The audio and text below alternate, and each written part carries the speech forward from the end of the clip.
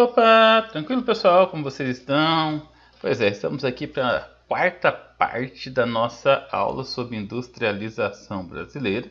E na aula de hoje, pessoal, é uma aula que fala um pouquinho daquele período que antecedeu a ditadura cívico-militar aqui no Brasil, né? Nós vamos falar um pouquinho do governo de Jânio Quadros e de Jango. São dois governos, né? Demorou um período aí de 61 até 64, 3 anos, né, que não teve um destaque muito grande para a industrialização, mas é bem importante a gente fazer uma análise do governo para entender a economia do Brasil na época, né? Então vamos lá, vai ser uma aula bem curtinha, mas vai ser bem importante e interessante para a gente. Vamos começar com Jânio Quadros, pessoal. Jânio da Silva Quadros foi advogado, foi professor, foi político brasileiro, foi prefeito da cidade de São Paulo e também governador do estado de São Paulo durante a década de 1950 e foi eleito presidente do Brasil em 1961, o 22º presidente do Brasil, né? Em 1985 elegeu-se novamente prefeito de São Paulo, foi o seu último cargo eleito. Ele tinha como símbolo de campanha o combate à corrupção e para isso utilizava uma vassoura, dizendo que ia varrer a corrupção, né?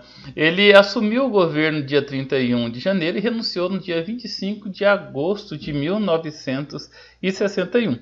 Eu coloquei aqui algumas medidas que foram adotadas pelo seu governo. A criação de uma política externa independente, que buscava a autonomia do Brasil à frente, né, dos blocos econômicos externos durante a Guerra Fria, apoio às políticas de autodeterminação dos povos, com a criação das reservas indígenas, redução dos gastos públicos, algumas medidas bastante polêmicas, né, como a proibição dos biquínis, de mulheres com biquínis nas transmissões televisivas, proibição das rinhas de galo e a regulamentação dos jogos de cartas, dos jogos de baralho. Pessoal, esse é João Goulart, também conhecido como Jango, ou João Belchior Marques Goulart. Foi advogado, foi político brasileiro, foi deputado estadual, deputado federal. Na época em que as eleições para presidente e vice-presidente eram separados, né, ele foi vice do JK, de Juscelino Kubitschek, recebendo inclusive mais votos do que o próprio presidente eleito na época, né? Vamos entender um pouquinho sobre o governo de Jango.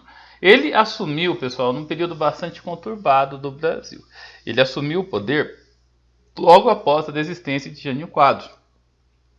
Ele enfrentou uma grave crise com índices de inflação extremamente altas, né, que vinha aí já desde o governo do JK, por conta da dívida externa. A JK fez muitos empréstimos para poder investir no Brasil, com a sua política do plano de metas. Isso comprometeu muito o rendimento nacional, elevando muito a inflação, né? A ligação da figura de Jango aos interesses dos trabalhadores, que ele era muito ligado à questão dos trabalhadores rurais, aos trabalhadores do comércio. Isso também acabava ligando ele a uma ideologia socialista e também à União Soviética. Isso fazia com que as elites brasileiras, a elite mais conservadora, tivesse muito medo dele. E esse medo, pessoal, fez com que ele tivesse graves problemas no seu governo. Ele lançou mão de um programa conhecido como Reforma de Base, que consistia num conjunto de reformas que visava tirar o Brasil de uma situação de subdesenvolvimento no cenário geopolítico internacional. Olha só para a gente entender um pouquinho o que era a reforma de base. Era um plano político que visava implementar a reforma agrária, a reforma eleitoral, a reforma administrativa, a reforma educacional, a legislação tributária, a reforma bancária, né? E ele teve muitos avanços, como por exemplo o Estatuto do Trabalhador Rural e o Fundo Rural, um conjunto de medidas que dava aos trabalhadores do campo os mesmos direitos que os trabalhadores do comércio e da indústria, criava um fundo previdenciário para o trabalhador rural, né?